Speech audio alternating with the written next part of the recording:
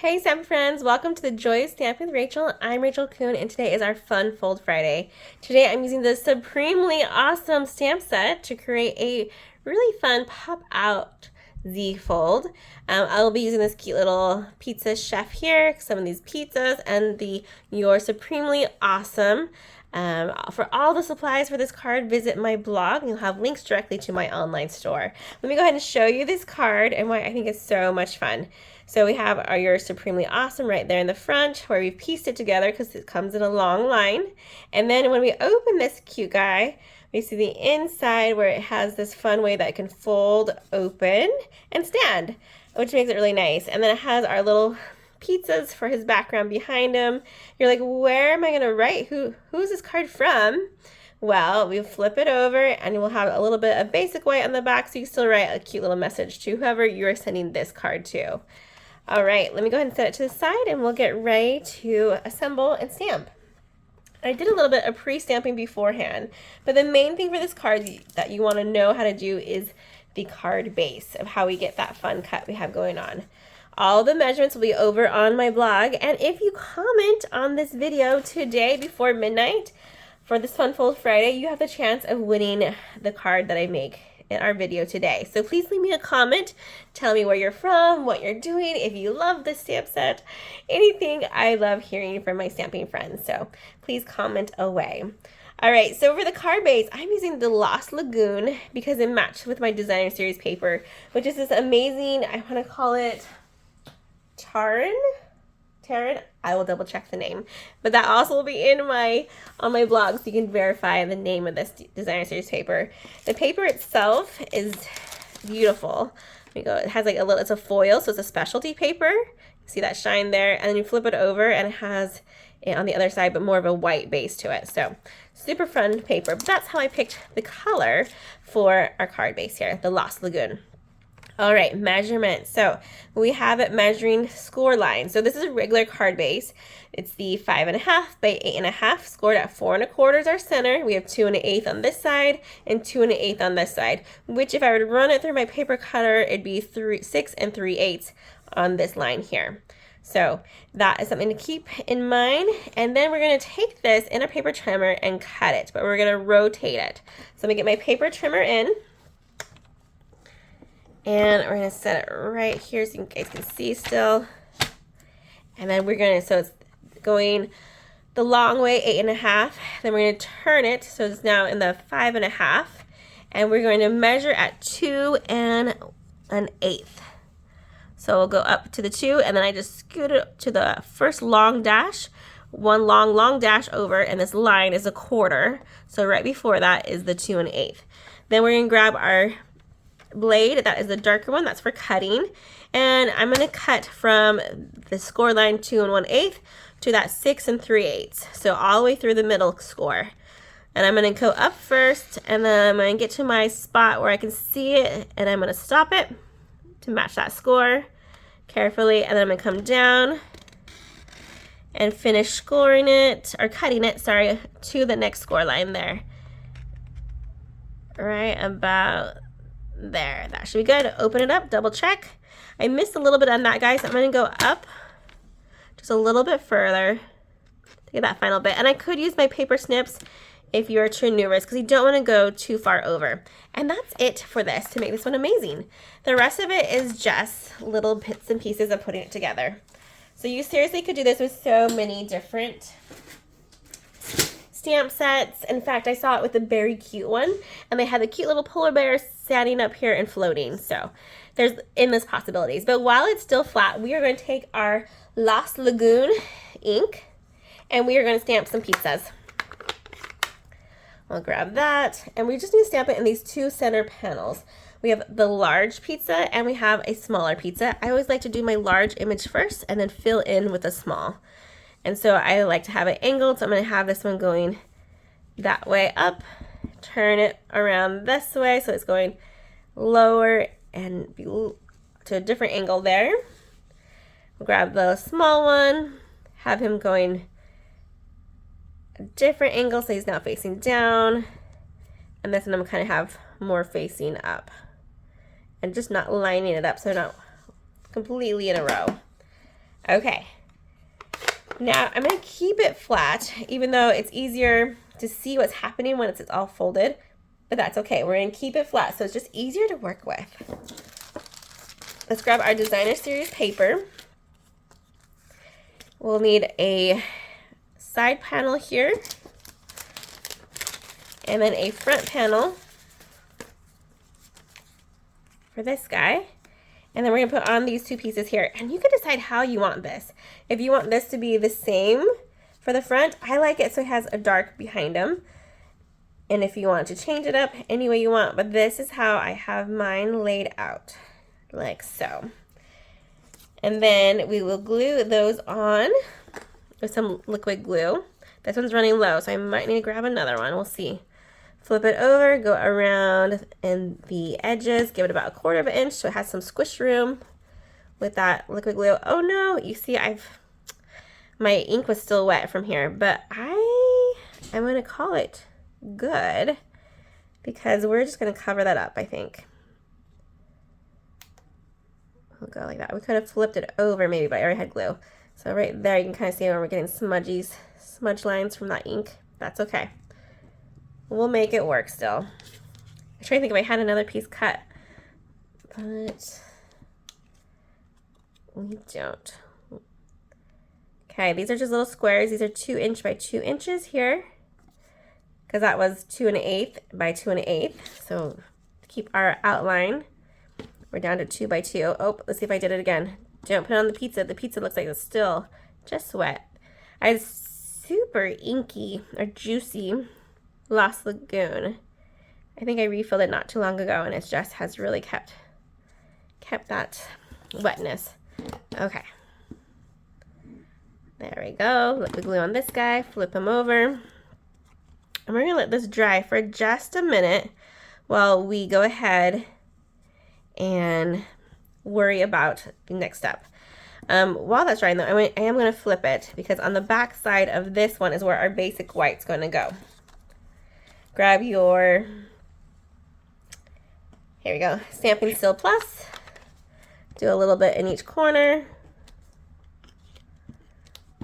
So you flip it, it's going to be on the left side, but this will be on the back of the right side when it's facing the other way. And that's just to give us somewhere to write. Okay, now we'll set this aside and let it dry. And we're going to grab our cute little pizza man. So I went ahead and stamped him with my Memento ink on some basic white. And I have already fussy cut him out with my paper snips. And what we're going to do is just a little bit of coloring, not much. I'm going to use my light Poppy Parade stamping blend and color his cute little apron. That's what I like to do first. I'm using the brush tip for this one. Turn your guy so he's easier to color. If you want to color him first and then cut, you can totally do that as well. He's a pretty big image, so he's pretty easy to still work with even after he's been cut. Go through and do a little bit of coloring, and then I like to go over that bottom part just a little bit more to create some blending. There we go.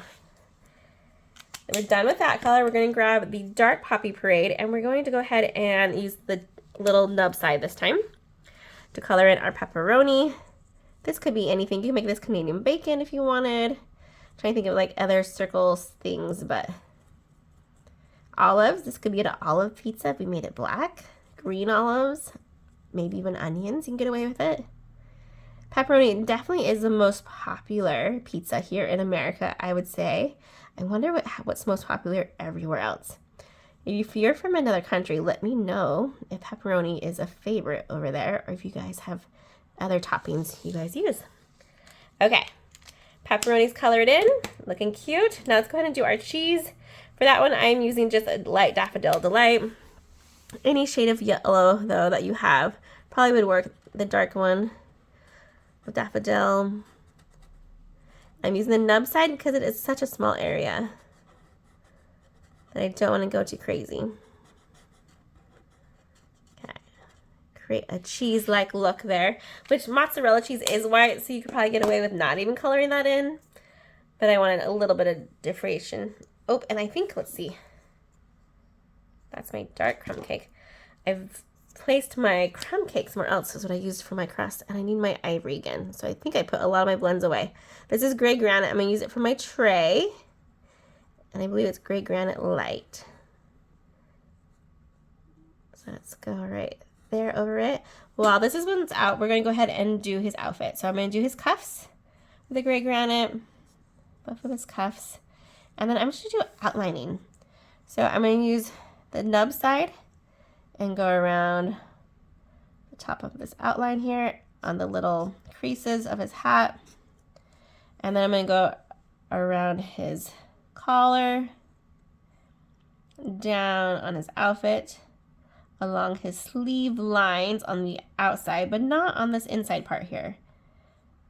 We'll do the bottom for this part and the inside of his outfit there, along here. This is, I'm trying to make the idea that this is white, so I don't want to color it too much, but I don't want to have it nothing. I want to create some sort of lines here. So I'm going through on his pant legs, all the way to his shoe. Again, not too much. I went a little thick there, but that's okay. Okay, that should be it for that part. And I need to grab 2 more colors. Give me just a second.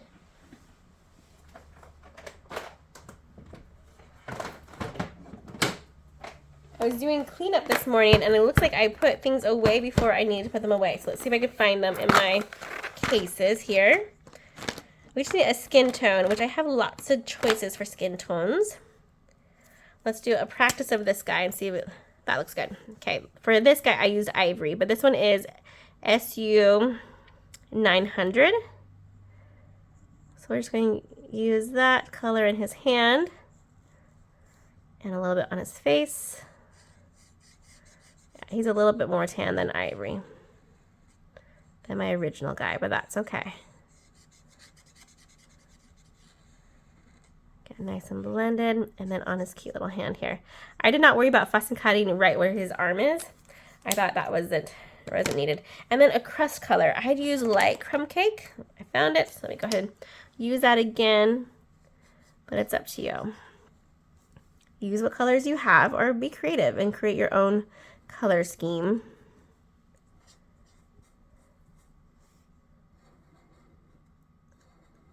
All right. Our cute little guy looks like he's done. Let me set this aside. We'll get him close so you can see him. Oh my goodness, he is so cute, so cute. I chose a Poppy Parade as his apron color so that way it would match with the little cut images for the letters there. Okay, however, look at him. When we have him, we flip him over and you'll be like, oh my goodness, look at those colors on the back side. It looks kind of unfinished, right? So my tip to you is to flip him over and glue on, see how he has that same color, that Lost Lagoon, to the back of him. So he kind of just makes him a little bit more sturdy and allows him to blend in without seeing all of our beautiful artwork all the way through. So I'm putting some liquid glue on him, and I'm going to just attach him to a scrap of Lost Lagoon, and we're going to fussy cut him out together. He looks so cute on there. Even just like that, he looks cute. All right, grab my paper snips and work our way around. Take away some of that excess, and it's okay if you have a little bit of that Lost Lagoon as some extra that we can see. So if you don't get completely close to it, it will blend in with the card base. It will blend in with that designer series paper. So it is okay. But I do like to fussy cut by using the inside of the scissors, and then I'm just turning the paper and not my scissors. My scissors are usually pointing straight in front of me. Sometimes I tilt it, like angle a little bit, but for the most part, I am turning this guy, the paper, and not my scissors. I'm going to cut off this extra piece right here real quick. There we go. If you wanted to, you could leave that on. I'm going to go ahead and go around it. I like that that space there. It gives a cool look that he's like holding the pizza. Go.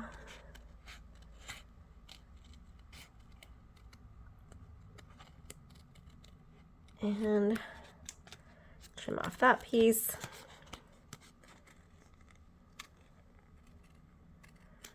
This guy is bigger than the sample I had seen, and so he technically doesn't need a window sheet. So on mine, you'll see that there is one there, and maybe I'll leave it off of this guy so you can see the difference between the two.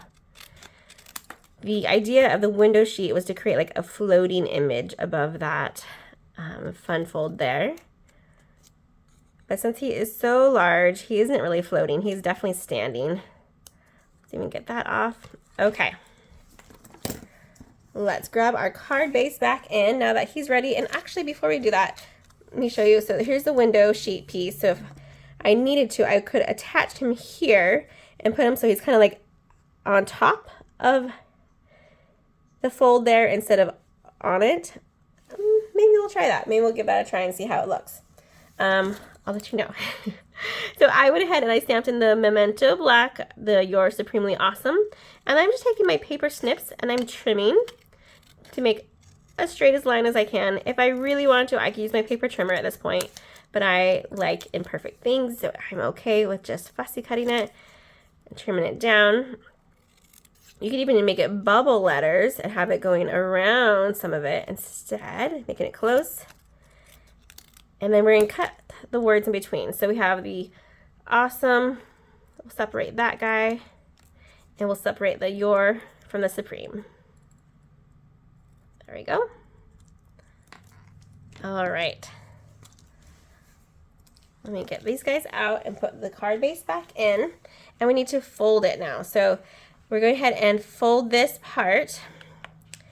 So that way this is, well, let's do it in half first. We're just going to get some of these score lines burnished, even though that's not the way they're going to go, just to get that moving a little bit. Okay. That guy there. Then what we're going to do is pop this guy out. There we go. That center part. Cute. Okay. So let's go ahead and attach our paper here. Let's see how I can kind of fix, maybe cover up some of that Supremely Awesome. My pizza marks, right? We'll do something like that. I might grab an embellishment later too and add that to it. Add some liquid glue to the back of our words. Flip it and stick it.